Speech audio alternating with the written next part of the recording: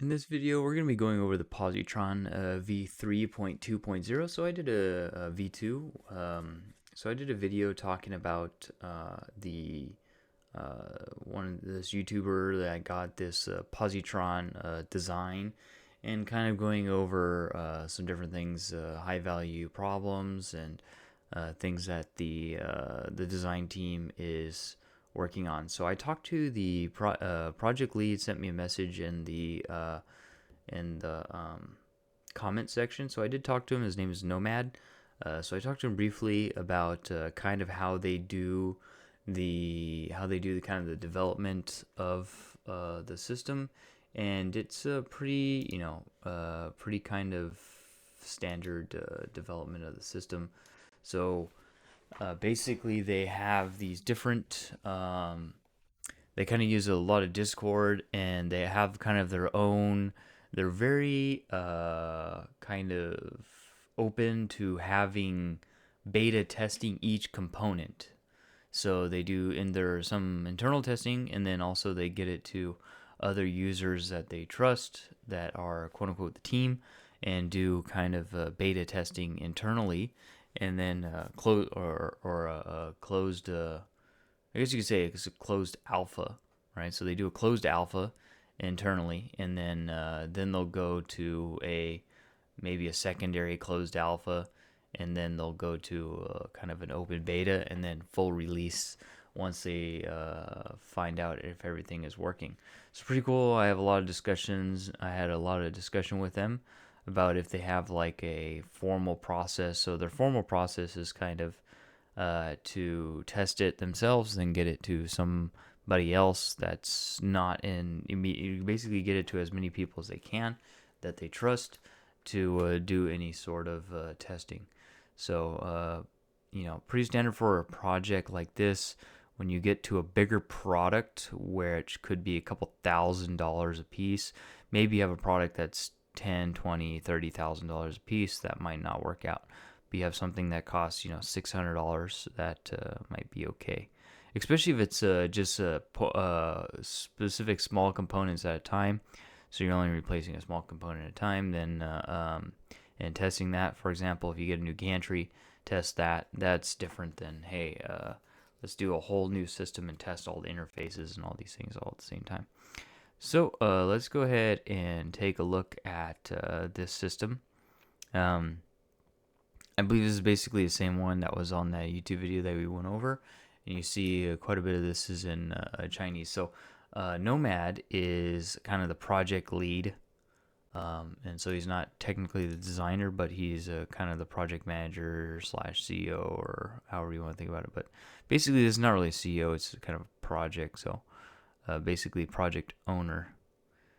So let's go ahead and go over kind of the hierarchy here and what I think of the hierarchy. So here, when I looked at this the first time, the interesting thing is that they have these the B drive and Z drive, sorry, B and A drive of the Core XY are kind of on its own assembly, kind of in the hierarchy here, which is fine. So these are basically sub parts inside there, and then they have the Z axis. The Z axis is what gives them the functionality of being able to disassemble. So you see a couple Allen head screws there to take the thing apart, and being able to lift it up out of the way to be able to get it to pack flat.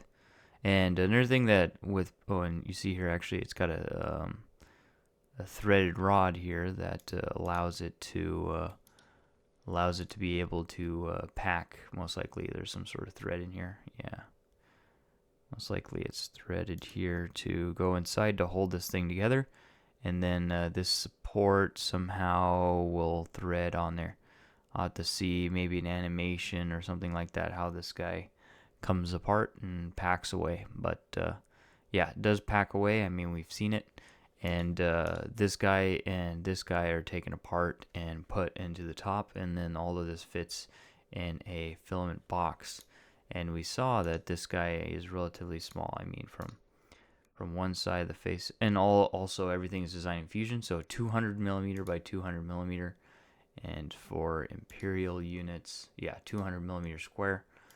So that's almost 8 inches, and with 8 inches, you can get a theoretical maximum build volume.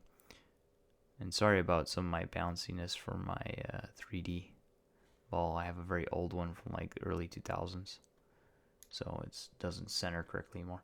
Okay, so then you still, of course, so 200 by 200 triangle, and then you could print on 200 by 200 square. So that makes sense. Anyways, so let's go ahead and keep going through the hierarchy. So then you have the Z assembly, right? So that's pretty cool. That makes sense, having that separate assembly. Also, that comes apart. So then you have the XY gantry. Okay, that makes sense. Kind of built separately and then dropped in. Tool head makes sense. That's removable and then screwed in. And then you got the base plate. So basically the base plate looks like it's pretty much everything. And also you notice that in here the screws are there, right? So all the screws are there. And then Z drive assembly. So here you go. And it looks like the Z drive is now a belt. So it looks like here you have a kind of a belt holder.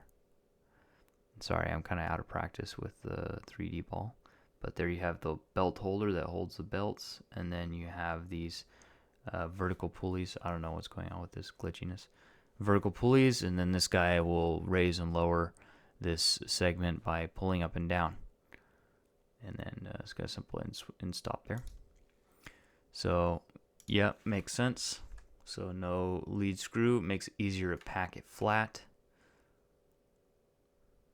And then here is interesting. So here it starts talking about some washers. So let's see if we can isolate where that is. So these washers are kind of special washers. They're up here in the front. So kind of interesting why, maybe I'll ask Nomad why these are separated here. And then we have some of these small idlers. And then these individual screws. And then this makes sense, different spool holder on the outside. But you can call this a spool holder assembly. So you put a spool holder assembly out here, and then you have all the screws on the outside. So you see, as far as the assembly, maybe I'll have to look at how they do the kit and how this is assembled in their instruction manual. But we see some of the things are screws are kind of outside the kit. You would think that this would be some sort of kit in itself. You could call this also like the X kit base plate or Core XY drive, because some of these are attached to motors, the AB drive, right? So AB drive is underneath there. So these tooth gears, right? Tooth pulleys is attached to the AB drive, and then these guys are also interfacing there. So you'd think that basically all of these would be attached into, what is this one? Flat. Oh, this is that flat panel off to the left. I'm sorry, off to the right hand side. So you'd think that they'd put all this inside of one assembly for kind of this drive assembly that screws in at the end, the afterthought. So I'm not exactly sure why all of these are not in their final assembly. So I can ask a Nomad and figure that out, because also here you have some stuff inside of the rail that isn't that is kind of all by itself, right? Even though everything else, for example, the base plate assembly is all the screws are there and all the hardware is there. I mean, I could see through it, so you can see some of the screws, like some of the screw head, and even the feet, and maybe even washers. And I think some of these are either standoffs or something, or threaded sections, but I can see screws. There's another screw here, flathead. So this guy has its own components there. Same thing as the tool head. Tool head, you can see all the screws and everything are included. All the screws here on the top of flatheads. Even here, maybe the tension adjustment on the drive. So everything is here, but just kind of weird that this back half is all separate assembly. And then also we got one random screw.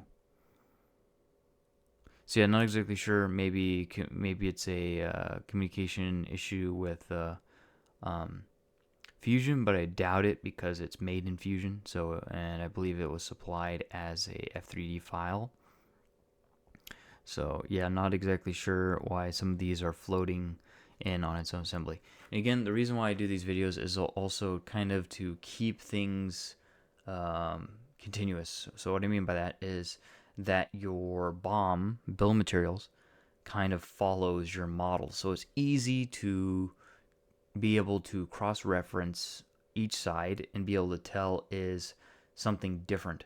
So for a lot of times in my work, how we get the bill of materials is to export the CAD model, right? And so if we export the CAD model, let's say that let's treat each of these segments as if the buyer, in this case, my day job, I have buyers. So we have buyers that go and they go to vendors to buy the vendors as suppliers to buy the components, and then they give us the components. And imagine each of these is a box. So basically, if I got the box from the buyer, they're going to have like each of these in a small box. And I'm going to have to track each of these in a small box because I don't really have a kit to put it in to kind of have it make sense. And also, if I'm reading the bill of materials, it's hard to tell where the screw goes. So if you have it in an assembly, and you see also they use the word assembly, base plate assembly, tool head assembly. So if I have a screw, and if I open this up, right? So for example here, okay, I have an M2.5 by 6. Okay, where does it go? Well, it's inside the tool head assembly. Okay, so most likely it goes into the tool head somewhere, right? And then if I'm building a segment at a time, let's say this is a very large system. Like I said, I'm in semiconductor industry right now, as well as other small business stuff. So let's say I'm building, very, very expensive piece of equipment, right? Obviously a whole nother level than this, than printing. But I like to use printers because they have similar examples as far as electronics and hardware. But let's say I'm building a very large system and I can only build, let's say it takes a whole day to build one segment, which is very common. So it takes a whole day to build one assembly. And I want to go through that one assembly. Okay, I want to build this tool head. I want to go through that one assembly BOM. I want to make sure I have all the components for that BOM to build it. Now it's very very simple. If I have an assembly that, hey, boom, okay, I'm going to build this today. Let's say I have some sort of manufacturing assembly procedure. Okay, I'm going to build this today. What do I need? Okay, and to build this, I need this assembly. Okay, let me check to make sure I have everything in the assembly. Okay, if I have everything in this assembly, I should be able to build it. So now imagine if you had something like this at the end. So you had just this kind of random screw sticking out. So now you had a random screw sticking out, and you thought that you're good to go on this tool head, and you're missing one screw because it was in some other kit or something like that. Now, obviously, like I said in previous lectures about this, is that also it depends on how you want to define the interfaces from one assembly to another. So, for example, from the tool head to the rail. Sometimes it's cut and dry, other times not so much. So generally, it's where these two components mesh. So where these two components mesh, is it in the tool head or is it, for example, in the rail here, the X rail? So for example, you can imagine the carriage. So is the carriage that rides on the rail, is that part of the tool head or is it part of the rail? In this case, when you buy the rail, it comes with the rail. So it's pretty easy to tell there. And so it's very easy to set up the segment. But another thing would be, okay, what about the screws that go into the carriage of the rail? Is that part of the tool head or is that part of the carriage? When you buy the carriage, it doesn't come with screws. The screws you have to source, and then you will screw them through the tool head and into the carriage. So how are you going to do that? So you would probably call that, if it was me, I would probably say that's a tool head. Part of the tool head assembly is those 4 screws. I think they're generally 4 for the size of rail. So you'd have 4 screws that go into the carriage of the rail. So that would be the part of the tool head assembly. And so I can have now. Of course, if I don't have the carriage yet, I can't assemble that part. Right, and so that's where it gets kind of tricky. Is those interfaces? Is okay. I'm gonna build maybe let's say I'm developing how I'm gonna manufacture this or build it, right? And so I'm gonna have okay. I'm gonna build a tool head ahead of time and just put it in a package. Or if I was shipping this as a pack flat kit, obviously it's designed to be that way. But let's say it's not designed to be a pack flat kit, and it was more like a standard 3D printer tool head somewhere else. So it's hard to put that as part of a kit when you have to get inside here in order to screw it to the carriage. So things like that you have to think about. So how are you gonna have it just pre-attached to the carriage, or etc. But then how are you gonna get down to this bottom section and things like that? So some of those things you have to think about. But yeah, so here we have components that are stuck into other assemblies or not even inside the assembly. So obviously this would be overall system assembly, which is Positron V3.2.0. So I mean, at least you have it. It's better that it is there than if it wasn't there at all, right? If it was missing, that's one thing. If it was so it's better that it's there rather than missing in any kit. So what I'm thinking is that maybe they missed these at the beginning and then just kind of added it there, or they couldn't figure, or maybe they just didn't get around to putting in a kit, or maybe this is an outdated version or something. Anyways, so wanted to talk about this because also this is a pretty good example. So as I would say, out of 10 or grade wise, I would say this is probably a B, maybe a B plus assembly because of some of these things that are kind of sticking out. So if these were put into an assembly and kind of the overall structure looked at, I would say this is easy to get to. This is easy to get to an A plus. Is I just create a kit and shove most of these probably into one kit and you're good to go. So even though this, I say it's a B plus, it has very little requirement to get it into A plus. But overall, very well built. They did think about it as far as how they segment all the assemblies. And obviously, the next thing would be to look at how this ties in, because the main thing is you want your number one thing that you want to be consistent is between your assembly is between your model and your BOM. That makes it the easiest. And the next thing that makes it super A plus work is if all three are consistent, which is your model, your BOM, and your assembly instructions, but manufacturing instructions. Or for example, for this kit, they're going to have some sort of instructions on how to build the kit, right? So if all three of those were consistent, where for example, as we saw with the Voron is very consistent with the assembly instructions. So that's like A plus work. So I haven't seen it for the Positron. I'll have to look, and then we can review that further. But overall, pretty good assembly.